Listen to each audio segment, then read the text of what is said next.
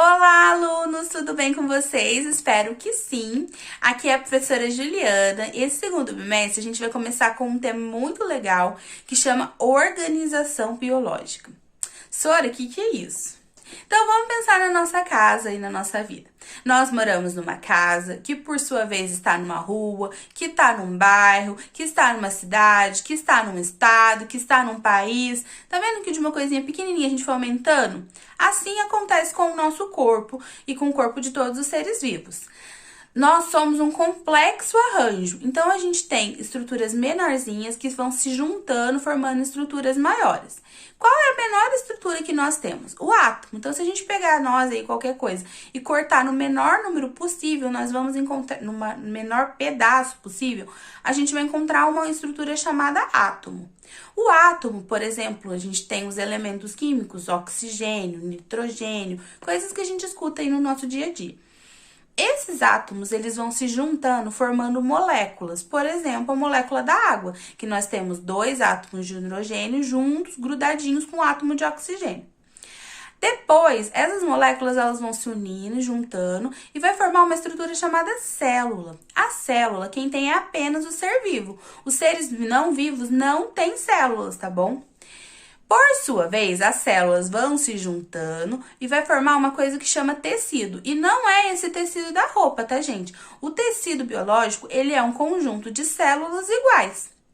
Por exemplo, o sangue. O sangue é um tecido, conjunto de células sanguíneas.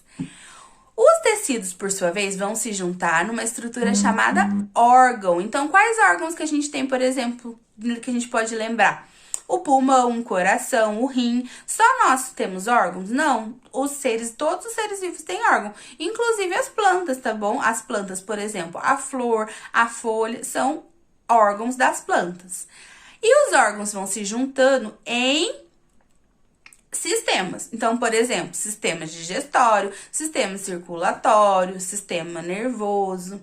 E aí, os tecidos, né, que juntaram tudo nos sistemas, e aí vai dar nós, que somos chamados de organismo.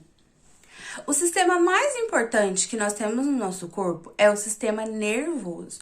Então, qual é a função dele? Ele é responsável por receber e interpretar todos os estímulos que nós encontramos e também formular respostas, assim controlando todos os outros. Então, quem se a gente pensar em um órgão, qual que é o órgão capaz de controlar todo o nosso corpo? O cérebro. Somente o nosso cérebro? Não, mas isso é mais pra frente. Então, como o nosso corpo, ele sente as sensações. E qual é a importância disso? Vamos pensar o seguinte, você colocou uma panela no fogo, sua mãe, seu pai, e ela começou a pegar fogo. Como é que você sabe se você tá lá na sala? Você sente o cheiro, e aí você sabe que tá com algum problema. Você vai se alimentar, o alimento tá azedo, então você sabe que aquilo não tá bom pra comer. Então, outra coisa muito importante, você colocou a mão no fogo, queimou, então você sentiu uma dor e sabe que é para você tirar dali. Então, os sentidos, eles são muito importantes para nossa sobrevivência. É por meio deles que a gente vai conseguir captar todas, né, as vibrações do nosso ambiente. Então, os estímulos luminosos, os estímulos de temperatura, pressão, o toque, tudo isso. Alguns animais vão ter sentidos bastante aguçados, né? Então, por exemplo, tem os animais que têm uma visão muito boa, um olfato muito bom. Nós acabamos perdendo um pouco disso porque a gente não precisa disso para sobreviver. Nós não somos que nem os animais que a gente tem que sair caçando aí nosso alimento. A gente pode, hoje ainda mais fácil, a gente pode pedir até pelo nosso celular nosso alimento. Então, nós acabamos perdendo um pouco disso. E quando a gente tem uma dificuldade em algum, sentido, nosso corpo, muito esperto, consegue desenvolver outro.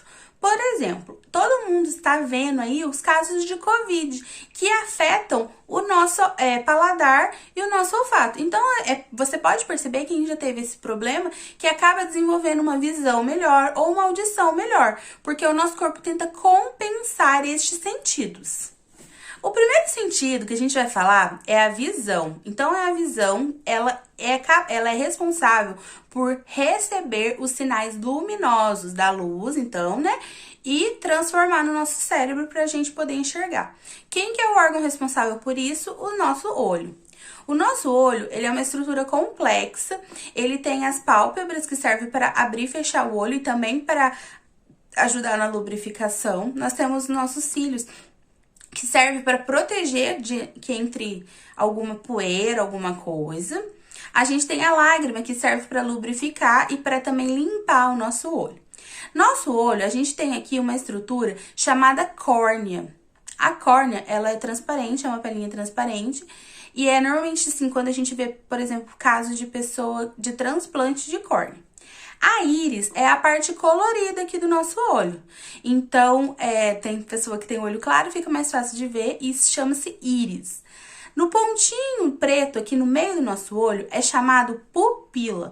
Para que serve a pupila? A pupila ela tem uma função muito importante, que é por ela que a luz entra no nosso olho. Então, todo mundo aqui já deve ter passado pela experiência de estar num lugar muito claro e entrou num lugar escuro e aí ficou meio cego, assim, ficou com a visão meio estranha por alguns segundos.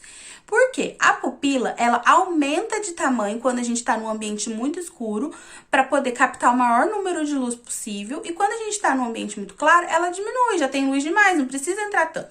Quem controla a entrada dessa quantidade de luz que entra no nosso olho é a pupila. Quando a gente está num lugar muito claro e vai para um lugar muito escuro muito rapidamente, ela demora alguns segundinhos, né, pouco tempo, para poder, né, conseguir arrumar isso. Então, por isso que a gente fica meio, né, sem enxergar direito.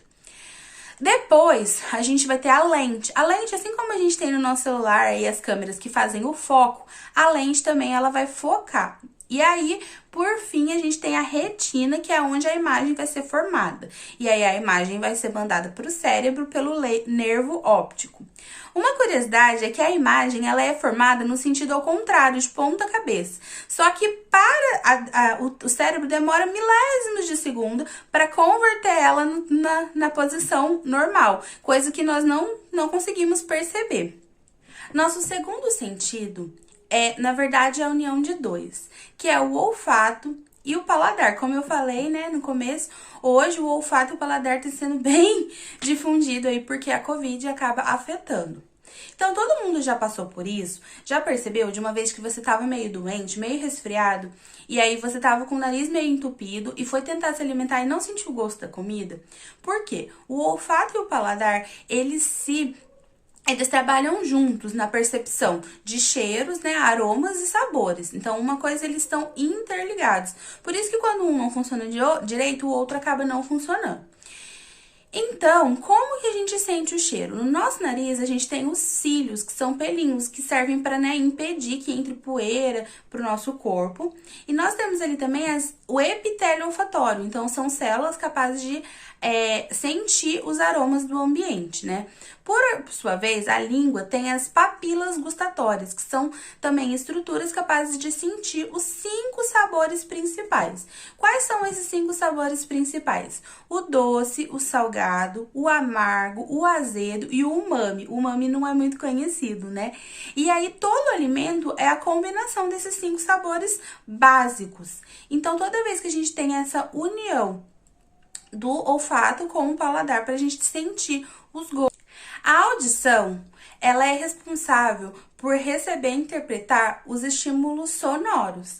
E além disso, ela é muito importante também para controlar o nosso equilíbrio.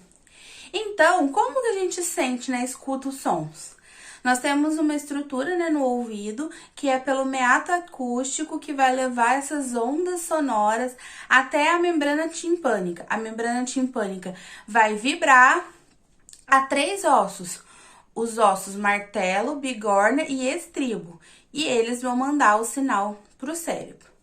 Para a gente ter o equilíbrio, então dentro no nosso ouvido, existem os canais semicirculares cheios de líquido. E aí é por meio deles que a gente vai com o nosso corpo, com o cérebro, consegue saber a posição do nosso corpo. Então é muito comum você rodar e ficar tonto. Por quê? Por algum motivo ali, né, o seu corpo, o seu cérebro não conseguiu mais saber qual é a posição que você tá. Se você está em pé, se você está deitado, ponto cabeça, assim por diante. Nosso último sentido é o tato. Então, quem é o tato? tato. Quem é o responsável pelo tato? A nossa pele. A nossa pele é o maior órgão que cobre nosso corpo inteiro e é através dela que a gente vai sentir, né, a todas as sensações de pressão, temperatura e tudo mais. A pele ela é dividida em duas grandes, né, duas camadas. A epiderme, que é a camada mais superficial, que ela tem uma estrutura chamada queratina, que é uma superfície que hipermeabiliza a pele. Após, embaixo da epiderme, nós vamos ter a derme, que é uma estrutura que vai ter os vasos sanguíneos, terminações nervosas e as glândulas sudorípara e sebácea. A glândula sudorípara é responsável pela produção do suor, enquanto as glândulas sebáceas são responsáveis pela produção do sebo, que vai dar oleosidade na nossa pele. Qualquer dúvida ou dificuldade, só manda mensagem no Google Sala de Aula que eu respondo. Um beijo! Qualquer dúvida ou dificuldade, só manda mensagem no Google Sala de Aula que eu respondo. Um beijo!